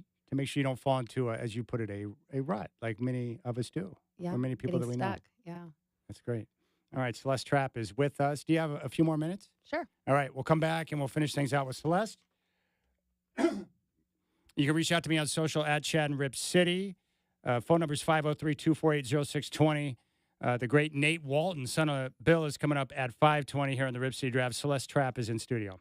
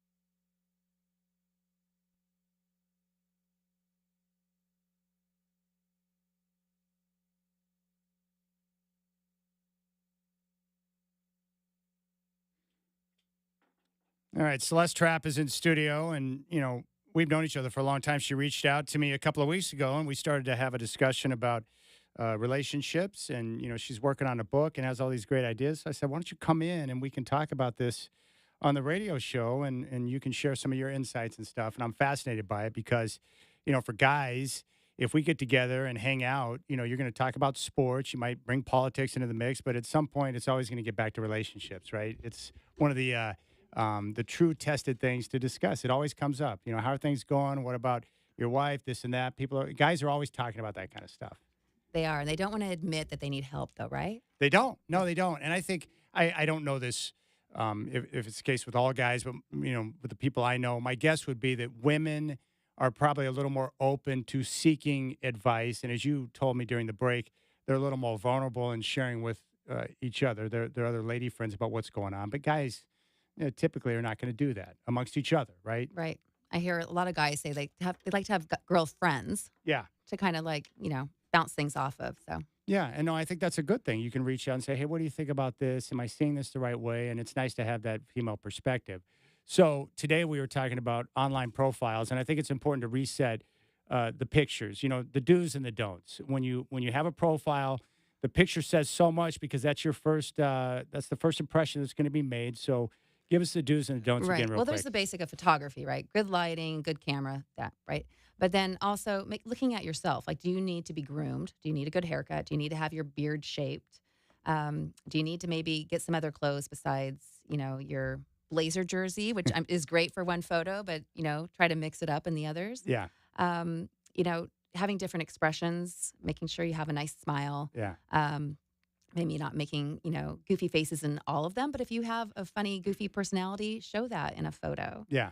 And then, also show some of your hobbies and your interests. Maybe you love to golf, so maybe you're on a golf course in one photo, and maybe you like to water ski, or you're on a boat. Doing action pictures that you're actually outside doing something that you're interested in. Those are great conversation starters. What about the shirtless photo? Yeah, good. Thanks for asking. Yeah, don't do those, especially the creepy ones where they're pointed down to their chest. Yeah. Yeah, don't do that. Or the ones where you're lying in bed and taking a picture of yourself, of your face in a selfie. Don't do that either. What does that speak to a woman when she sees a photo? Creepy. Yes. Yeah, it's creepy. Yeah, it's creepy. All right. So good lighting, ones that show your interest, and recent photos, not 5 years ago. Right. And if you're wearing a beard and a real short cut, most of your pictures should be looking like that. So I've seen people where they have a completely different look in many pictures. It's which one are you now? Yeah, right? So, yeah, that makes sense. And then in regards to the profile message, recap that. What are we looking for there? convey who you are, what you like to do. Are you, if you're an all sports guy, hopefully you have some other interests. Put those on there as well, because you might be limiting yourself otherwise to women who only love sports. Mm-hmm. So, be interesting, grab somebody's attention, but don't divulge too much information. Yeah. Leave something to the imagination. And as about you your said, situation. watch out. Don't go too heavy on the self-deprecating humor or attempt to be self-deprecating about past relationships or divorce or whatever, right? You don't need to go too deep on that. Exactly. Save that for later. Some other things, we talked about, people will lie about their age. If you do that, make sure that you actually look like the age you're saying you are. But why do people lie about their age? I think for one thing is they're trying to make sure they get into the search based on an age group. Oh. So if I have friends who are, let's say they're 52 and they're 49, they're your age, to be able to get into that window if women are searching for 40s. Okay. Right? So is that an awful thing to do if you alter it by a couple of years to fit into a search bracket? It's not. And a lot of people, that you can just put it in your thing. I'm actually 49 or actually 52. Yeah. But some people don't probably divulge that until later. Yeah. And so that's not really great, because what if you actually hit it off with somebody and then you're like, oh, by the way, I'm 15 years older, but hardly anyone gets away with that. Yeah, 15 years would be a problem. 2 or 3 years is not that big of a deal, right? That wouldn't be a deal breaker for you if you thought someone was 49, but they're actually 51 or 52. Yeah, no, not a deal breaker, no. All right. Do you alter any of your information in your profile? Yes, I've used it. My name's very unique, so I've used different names. Yeah. Celeste is you think that's a unique name? Well, don't you? Do you know many of us? I dated a Celeste Oh, you once when I was did? younger. Yes. Oh, Yeah. okay. Well, there's two of us at least we know in town. No, I think that's the only other Celeste I know outside of you. I think I Yeah. know two Celeste. So maybe you're right. Yeah, Chad's a more unique name. I know a lot of Brian's and Chris's, but right. Chad's more unique. Yeah. But I think Celeste, it's a good name. Is Well, that the full well, name? thank you. Yeah. Well, yeah, that's not an abbreviation for Okay. anything. Okay, good. No. All right, Celeste Trapp. Again, the website's, so it goes by Harem, of course, and then Chrome, is that right? ChromePDX.com. ChromePDX.com or Harem.com, where you can go and take care of your hair, your beard, Yeah, you can look good or for your any online unnecessary profile hair or before your next online date. profile. Yeah. All right, I appreciate that. What do you got going this weekend, Celeste? Oh, my son has a swim meet. So Where at? in Dallas.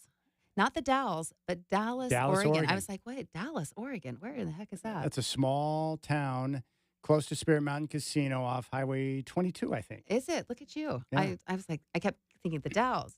No, Dallas. I'm like, okay, so that's where I'm going to be. Good.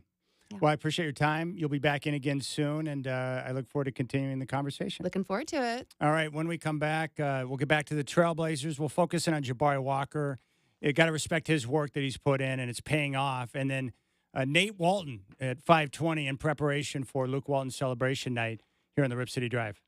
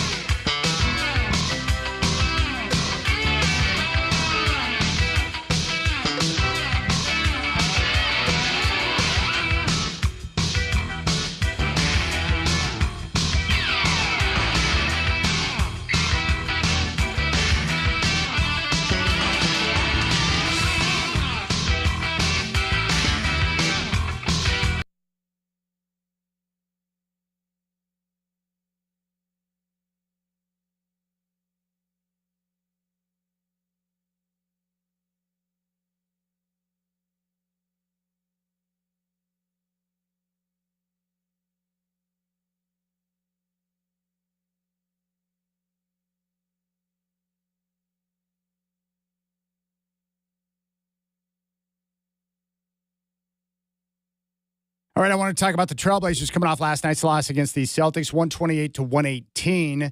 The Celtics reined in 23 threes. The most threes against the Trailblazers by a team in a game in history is 27. That was done by the Golden State Warriors a couple of years ago in a game where they put up 157 points, which is absurd. But the Trailblazers last night just couldn't keep up in that department. And Boston finished the game plus 21 from three-point range. Peyton Pritchard from West Lynn and the University of Oregon had 43 points. He made 10 threes, matching Marcus Smart for 10 threes in a game, the most in Celtics franchise history. And then Derek White had 9 threes. He was 9 of 17. He had 41 points. So the scoring was just too much for Portland, but they continued to battle. They were down by 20 going into the fourth, but they used a 31-15 run. They got back in the game. They were down by single digits, but their comeback hopes were dashed when Ant missed a three-pointer with 2.5 minutes on the clock, which would have cut the deficit to 5. So what I continue to like about this young crew that we're seeing right now from the Trailblazers, even on nights when they don't have their best stuff, they continue to fight, scratch, and claw, and they put themselves in good positions. Their work has been impressive, especially on both ends. But the Celtics, no shame in that loss on the road. Defending champs, one of the best teams in the NBA, and they can hit you in waves with their ability to shoot the three, and nobody puts up more three-point attempts per game than the Celtics. In fact, they're way out in front of everyone when it comes to the analytics on three-point shots. But the one player I want to focus on for just a moment is Jabari Walker. He is one of those role players for the Trailblazers, and like a lot of young guys in the NBA as a role player, he doesn't know exactly when he's going to get a chance to play. His minutes aren't consistent. There's times when Coach Billups calls upon him. There's times where he'll go multiple games and not get a chance to play. It's very frustrating for a young player to develop and to grow and to continue to learn their craft when they don't know when they're going to get a chance to play again. So you've got to navigate that mentally and emotionally, but yet still continue to put in the work. And one thing I've noticed this year, and he's the only player I've seen that does this, and this has happened multiple times throughout the year after home games, where I'll be sitting up there at 1:13, and you've got the post-game show going on. So the fans have left the building. You've got the cleaning crew out taking care of the popcorn and the mess left behind by the masses. And then out comes Jabari Walker with a couple of staff members. And he sets up on both ends of the floor. He works on different shots from the corner, from the angle, from atop the circle, works on his game, works on the three-point shot, and puts in a lot of extra time. And he does this after home games. After home games, his teammates are gone, and yet he's still out there putting in the work. And I love to see that from a young player. Now, I've mentioned this about Jabari before, but one of the great strengths that he has is an understanding of what he does best, what his strengths are, and how he can best serve his team. Meaning, when he gets on the floor, he knows his main job is to be an energy guy and a rebounder. And he's an elite rebounder with incredible instincts. He has studied shots. He knows where the ball is likely to bounce when it comes off the rim, and he's able to get himself in a position before other guys on the floor to get rebounds. He's an elite rebounder. He's also worked a lot on his strength, especially with his upper body, so he can bang against some of the bigger bodies in the NBA and be able to outwork them and get position to grab rebounds. And what we're seeing now with Jabari, he's getting a chance to play the 5 a lot because DeAndre Ayton is out of the mix, and Robert Williams III is on a pitch count. They don't want to work him too much, so it's an opportunity for Jabari to play, even if at times it's out of position at the 5. But again, I love the work. He puts in the time. And that's what the game is all about, to put in the time when no one's around. No one's there to watch. No one there's to cheer. No one knows the work you're putting in. But you know by being consistent with your work habits that it's going to create time. And what did we see last night? Well, because of the work he's put in, and now he's getting a chance to play because of DeAndre Ayton being out of the lineup, he goes in. He has 22 points in 29 minutes. He was 8 of 9 from the floor and a perfect 6 of 6 from three-point range. In other words, because he's put in the time, because he kept himself ready, and because he was diligent in that process, when he was called upon, he was able to step up big. And he was one of the big reasons why the Blazers remained in a position to get back in that game. They didn't get over the hump, but his play was critical. And after the game, he talked about what it was like to get his shot going. And as you might imagine, he was pretty happy. It's amazing. I've been waiting for a night like this. I shoot so many shots in the gym. Spent a lot of time just preparing on all those shots that I worked on tonight. So it just felt great to to see it go through. And once I got a rhythm, it just felt like I was in the gym in practice. So it was amazing. Well, there's Jabari. I love to hear it, man. You can hear the elation in his voice to know that the hard work he's putting in is paying off. Now, the other thing he touched on was the opportunity to play and get more minutes, which he's experiencing right now. And a lot of that opportunity is at the 5 with 8 now the lineup, and the Blazers having to kind of reshuffle to find the guys who can go in there and get the job done down low. And he talked about the opportunity and some of the differences of being at the 5 and how he can make an impact. I know that there's opportunity in certain points during the season, so just try to stay in the gym, try to keep my head high. I played a lot of the 4, so different role tonight than, Wap's been at the 5, and sometimes I'm at the 5. I played the 5 as well today. Those are completely different mindsets. So they had Al Horford on me. He was playing the 5, and then they switched to guard once I got hot. So I'm just reading those different scenarios, and just trying to expand my game. Read the closeout. If it's open, shoot it. If not, pass it. Make the simple play. What is your mindset when you're playing the 5? How different is it? Get these guys open. We got some amazing scorers. So it's about them.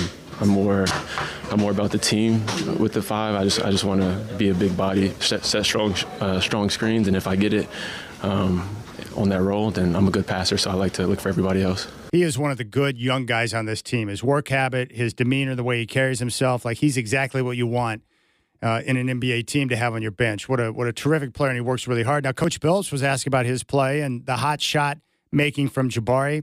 Here's Coach Billups. I thought Barry was really good. His shooting was big time today. Could miss as well. So we did a good job of continuing to get him the ball. Once we find a guy that can make some shots during the night, he did a really good job of it. Thought he did a good job defensively too in the game. We're playing a lot of lineups and combinations that we don't usually play, so it's first time for some of these combinations, and I thought we did a good job with it. All right, there's Coach Billups. Very easy to pull for a guy like Jabari Walker when you see a young guy putting in the time, keeping himself ready, not complaining, not showing frustration, just being ready for the moment, and then when you step in, you make the most of it. Now, elsewhere, Coach Billups was asked about the mentality of his team following that loss, and he said that they were pissed, and he wanted them to be pissed off. And I love this because the Blazers, they've been playing so well of late that they recognized that they had an opportunity but didn't do the little things necessary to get the job done. And Coach talked about the mentality of this group after the game. Being in that locker room just a few minutes ago, I love it because they're pissed. They are, and I want them to be. But I also want them to understand that that's the NBA champions, and they caught fire on us tonight. It wasn't because we didn't play hard or we weren't prepared. It just happens like that sometimes. But they're pissed. But they also know how hard they fought and hung in there, and we were a couple breaks away in that fourth quarter from it getting tricky. And so we gave ourselves a chance. One more thing from Coach Billups. Here he is sharing his general thoughts on the loss to Boston. The shot making that they have and the ball movement that they have is really elite. And then you go out there and you say, all right, they're going to make some shots. Don't get discouraged. Just hang in. We did that. Thought our guys did a really good job of that. Came down, there was a lot of rebounds out there that we just couldn't get. Some of them were bad bounces. Some of them, they just outworked us for it. But, man, I'm so proud of these dudes for just scrapping and hanging in. I really am. Elsewhere, Anthony Simons talked about the loss, and he did admit that losing always stinks. But, there are some things you can take away from a game like that where you continue to fight, scratch, and claw. You don't lie down when the Celtics are raining in threes like Missile Command. You continue to battle, and they did. And Ant shared his thoughts on that. Losing always feels terrible. Obviously, losing like that and not giving up feels a little bit better. Obviously losing is terrible, but, not letting go in the rope and feeling like you guys actually put your best foot forward in that game and not give up, you can feel, pretty good about that. Going to the next game, like, look, we battle against the best, the champions, you know what I mean? So, and that gives us confidence going to the next game where, we like, all right, we put that same foot forward like that, then we got to give ourselves an even better chance to win. Against teams that maybe not be as good as them. The Blazers will finish out the 7-game road trip tomorrow. They'll be in Oklahoma City to take on the Thunder. Obviously, that's a tough game. The Thunder, like the Celtics, right up there at the top of the NBA in terms of best teams. But regardless of what happens, they went away on the 7-game road trip. They've already got 4 wins. If they get to 5, that would be awesome. But if you come back from that 7-game road trip sitting there at 4-3, how can you not be happy with that? And overall, with the way the Trailblazers have been playing, what are they, like 15-7 in their last 22 games?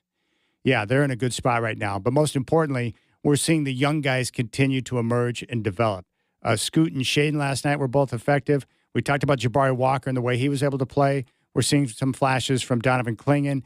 And then, of course, they continue to get quality play and minutes from both Denny Avdia and Tamani Kamara. So I'm exactly where I was a few weeks ago or where I was at the beginning of the season. This is all about player development, but the good news is the young guys are the ones who are really powering this team right now. They're getting some help from, Ant at times, but the young guys have come to the forefront. They're bringing the energy on defense. They're understanding the concepts. We're seeing improved play on both ends of the floor. And Chauncey Billups has done a good job. He's done a good job of coaching. He and his staff have done a good job of teaching. They've developed the young players, and we're seeing the progress now. So I really like where they're at.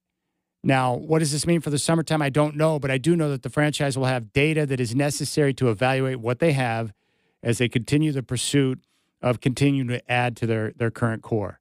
But the good thing is that you're getting development from the young players. Again, it's all about that. You draft, you acquire, you bring in young players, you develop them, and you want to see them take off. And that's exactly what we're seeing right now from this group. It's been, it's awesome. Love to see it. It's terrific, and I like where the Blazers are at. So tomorrow, tip-off in OKC at 5.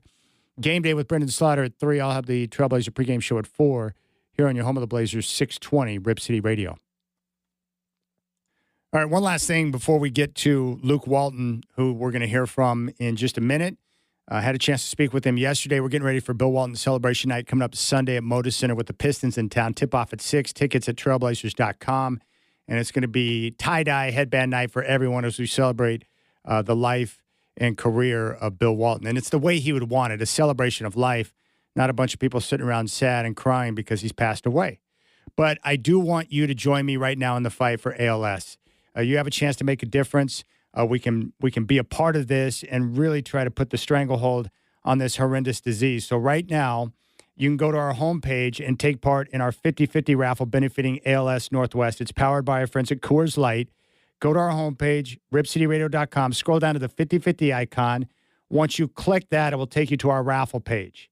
You can buy 400 tickets for $100, 100 tickets for $50, 25 for $25, or 5 tickets for $10. I don't care how much you purchase. Every dollar counts. ALS Northwest is important because they help families bridge the gap for the things insurance doesn't cover. And that helps to give families peace of mind. My grandfather passed away due to ALS. I saw firsthand the devastation that ALS brings to the body and the challenges it presented my grandmother in caring for my grandpa, who was stricken with the disease. I've had friends and colleagues like Mike Lynch of the Trailblazers, who was diagnosed last year, and he's not even 40. But we can make a difference right now. So I want you to join me. Go to RipCityRadio.com, scroll down to the 50-50 icon, and hit that to purchase tickets. You can purchase tickets all the way up until 11:59 on March 11th. We will announce the winner on March 12th on the Rip City Drive. The 50-50 raffle for ALS Northwest is powered by Coors Light.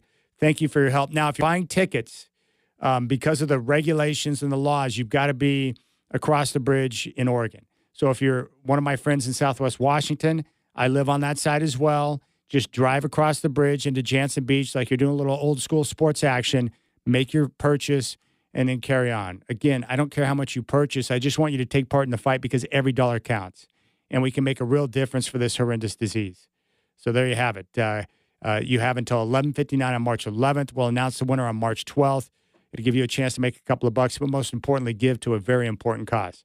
All right, celebration coming up on Sunday for Bill Walton. We're going to talk with his son next, Nate Walton, on the Rip City Drive.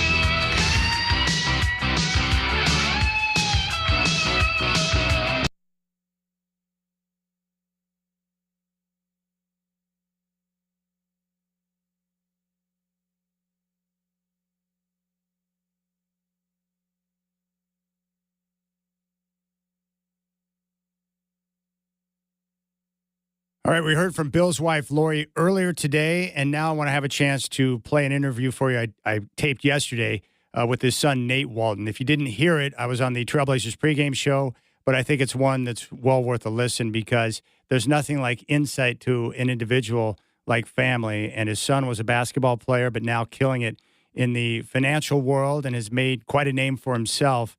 But Nate Walton had a chance to join me and talk about Bill in preparation for celebration night on Sunday. The Pistons will be in town. Luke Walton, his other son, is on the coaching staff with the Pistons, and we're going to celebrate it at Moda Center the way that it should be. And I know for a lot of you who grew up and who are older than I am that were around for the 77 championship team and knew how great Bill was, it's going to be a very special night for you. So I hope you enjoy Nate Walton here on the Rip City Drive. He played his college ball at Princeton, where he was a part of multiple Ivy League championships, and now he is crushing it in the private world with Era's equity firm. It's my pleasure to welcome Nate Walton to the Trailblazers Audio Network. Nate, good afternoon. Appreciate you coming on.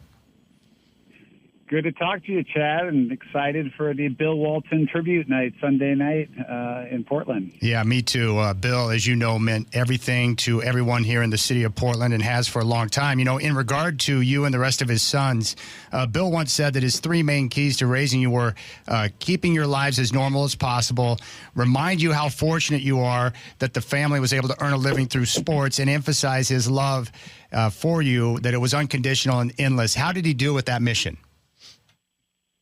Well, he did a lot. He did a lot of things for us that when you're a kid, you don't realize what your dad, is trying to accomplish. And he would always joke, when he was our dad, he would say things, and we would say, "Yeah, that makes no sense," and why. And then later on, as we all got older, we realized, what he was trying to do for us. And in terms of keeping our lives normal, he never pressured us to play basketball. We all ended up playing. I have three brothers. We all ended up playing college basketball, and my younger brother Luke, who's named after Maurice Lucas, played in the NBA. And so we were all, encouraged to find our own passions in life.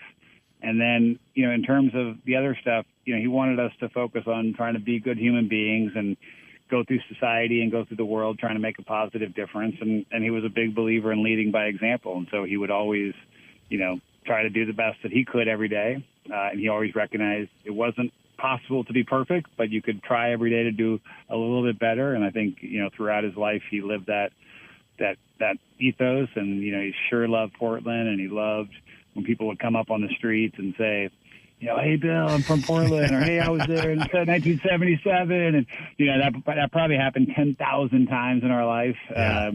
A lot of times when I was with him, he'd say, "Oh, and my son Nathan, he was born in 1978 in Portland, and oh, what a great." So I was the only one in our family not born in California. I was fortunate to be born in Portland in 1978. No, that's pretty awesome. We're talking with Nate Walton here on the Trailblazers pregame show. You mentioned Maurice Lucas. You played at a high level, and you know what it's like to be a part of a team and have those relationships. I wonder your thoughts on the way that the 77 team has remained close all of these years.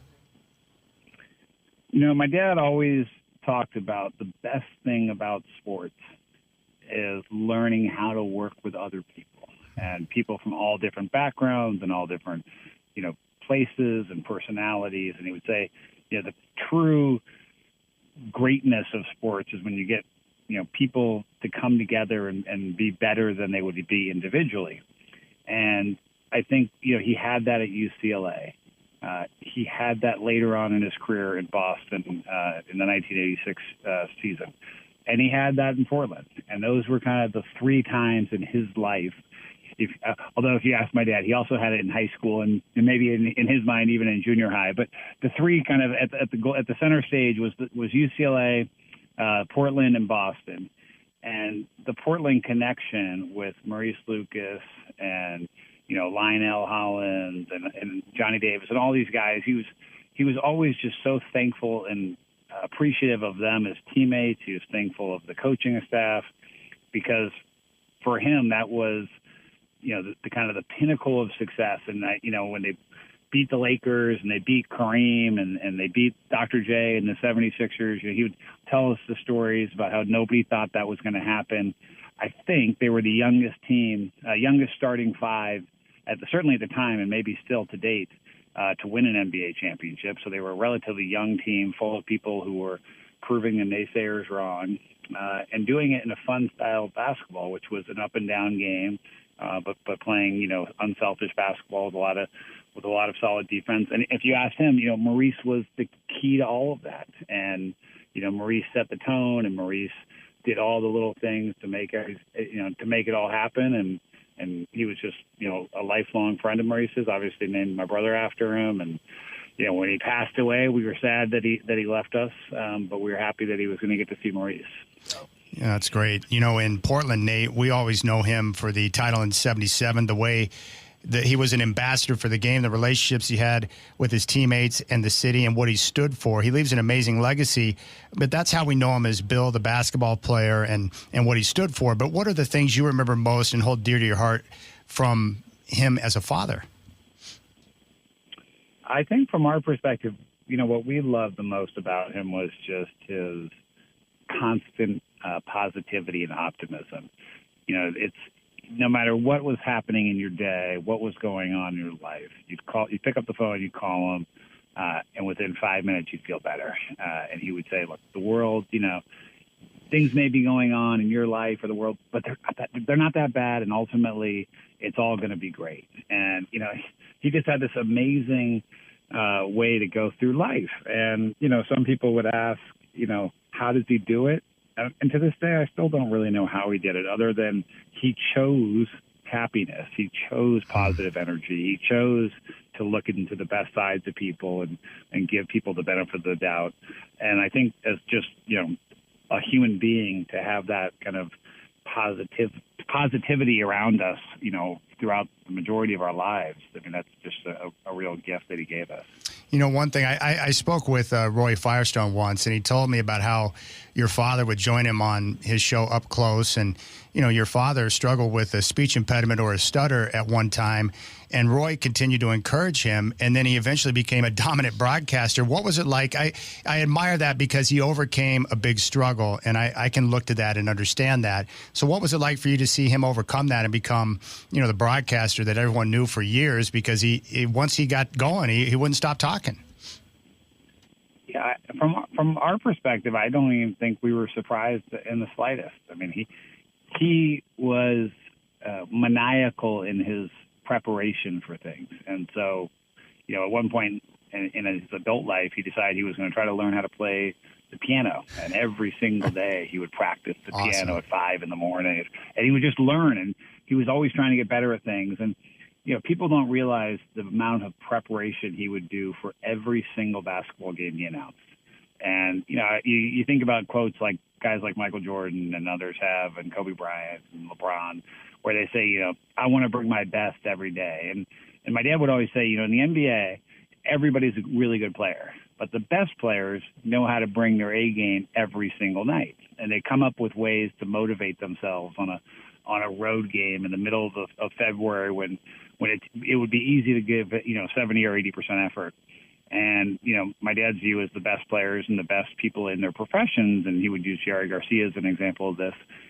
Jerry always played at his best. Didn't matter how big the venue was. He was always wanted to play music at his highest level. And my dad took that same approach to everything he did, including broadcasting. So it didn't matter the game or how important it might be in the grand scheme of things. He said, for today, this is the most important thing I'm going to do, and I'm going to get really prepared, and I'm going to give it my best. And he just brought that level of perfectionism to really everything he did in his life. We're talking with Nate Walton, getting ready for Bill Walton's celebration night. I wanted to ask you about something. You and I share something in common. Larry Bird was our favorite basketball player when we were younger growing up, and you had a chance to be around that team and the team that won the '86 championship. And I know your father spoke highly of Bird and McHale and Parrish and the rest of that group, and they went on to win the title. What did you learn from being around those practices and learning from your dad in that moment that you've been able to apply to your great success in business and what you're doing now? I think what I had learned from that time period was about unselfishness, right? Guys like Larry Bird, Kevin McHale, Robert Parrish, even Dennis Johnson, Danny Ainge, Scott Wedman, Jerry Sheasting, all those guys, Rick Carlisle also on the team. All of them very, very skilled individually, but all of them bought into the aspect of the team. And my dad loved that about that team in 1986. but he had a lot of similar memories about the Portland time in 77 and 78. And, what is also interesting about those Celtic days is a lot of those guys who I just mentioned, they looked up to my dad because of his success at UCLA and because of his success in Portland. And all of them, basically to a person said to me and my brothers, if your dad had not got hurt after, in Portland would have won, a lot of championships, and your dad would have gone down as one of, if not the greatest players in NBA history.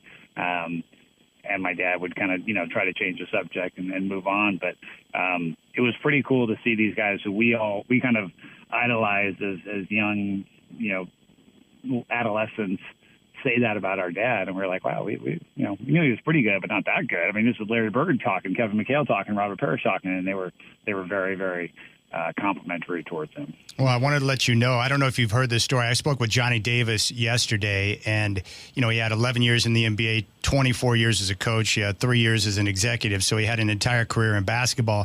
He credits your father because at the beginning of the playoffs in the 77 run to the championship, Dave Twardzik got hurt, and Dr. Jack Ramsey had to make a choice on who he was going to start, and he was considering Larry Steele, which would have made sense. But Bill, when asked by Coach who he should start, he pointed to Johnny Davis. And from that point on, Johnny was able to showcase what he could do. And he said because of those opportunities provided by your father, encouraging Coach to start him, it was able to show his personality and end up becoming a coach. And I thought that was pretty cool that he credited Bill for all of his success. And yet he said that anytime Bill landed anywhere close to him in Atlanta or North Carolina, he would call him and thank him for all that he did, which he thought was pretty impressive.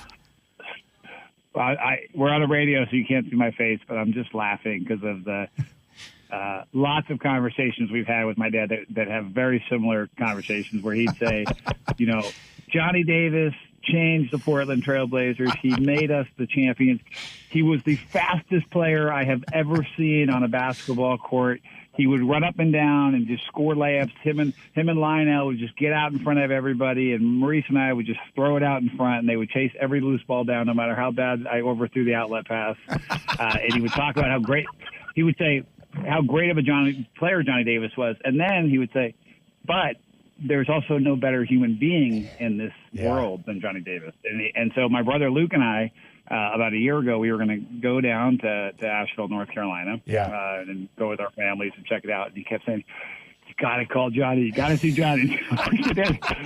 We don't want to bother Johnny. He said, "No. I would not be okay as a human and as a father if I don't at least call Johnny and make sure that you guys try to see him." And so he put us on a three-way text, and Johnny was, of course, more than gracious and said, if you guys are around, let me know. And we ended up not making the trip for travel reasons, but he would just say, if you ever get anywhere near, North Carolina, you call Johnny Davis, greatest guy in the history of the world. He would tell us about Johnny's, upbringing and how and we're like, Dad, all right, we get it. We love Johnny Davis. Like, okay, yeah. I love that. I can just imagine now, like, Nate, the game is about men competing for the ultimate prize. He was quite the character, but yeah. Well, I'll tell you, even today, at the end of his life, we would watch a lot of basketball in the hospital, and he couldn't understand some of the phrases that were being used. He'd say, "What's this corner crashing? And what does it mean to go downhill? Every basketball court I've ever played on has been flat." And he would just have these hilarious comments. He was just such a funny guy to watch basketball with. Well, Nate, I just want to thank you for coming on and joining us on the show. We, as you know, he is beloved here in Portland and will be forever, and we appreciate the opportunity to talk with you, and we can't wait until Sunday when we get a chance to celebrate the life of your father, which is a celebration because he was awesome. We appreciate you. Well, thank you, and I know my dad and my whole family appreciates, Portland and the Blazers and everything that they did for him over many, many decades of his own life. And it's a special place. My dad did not want to have a memorial service, which we never had. But there was a couple places in his life where we knew he should be honored, and Portland was right near the top of that list. And so my family and I agreed that this would be an appropriate thing, and so we're looking forward to it. Well, it's going to be special. We look forward to it. Thanks for your time, Nate. Thanks, Chad. Have a good one. All right, big thanks to Nate. What a great interview that was. I really enjoyed talking with him, and I can't wait until Sunday when we have a chance to celebrate the big redhead the way that it should be. headband night for everyone, tie-dye style. It's going to be awesome. And really, when you think back to the 77 championship team, Bill Walton is always the first player that comes to mind. He was awesome, and had he not gotten hurt, he would be looked at even differently. He's already one of the greatest basketball players of all time. Had he not gotten hurt, the Blazers would have won multiple championships, and Bill Walton would be considered possibly the greatest center of all time. That's how good he was. All right, coming up next, we've got a little puck for you. The Kraken are in Nashville to meet the Predators. The game is already in action. Enjoy the puck, and we'll talk to you tomorrow. Trailblazers finish out the 7-game road trip in Oklahoma City against the Thunder. Tip-off at 5. Game day starts at 3. I'll have the Trailblazer pregame show at 4 here on your home of the Blazers, 620 Rip City Radio. Have a good Thursday night. We'll talk to you on Friday.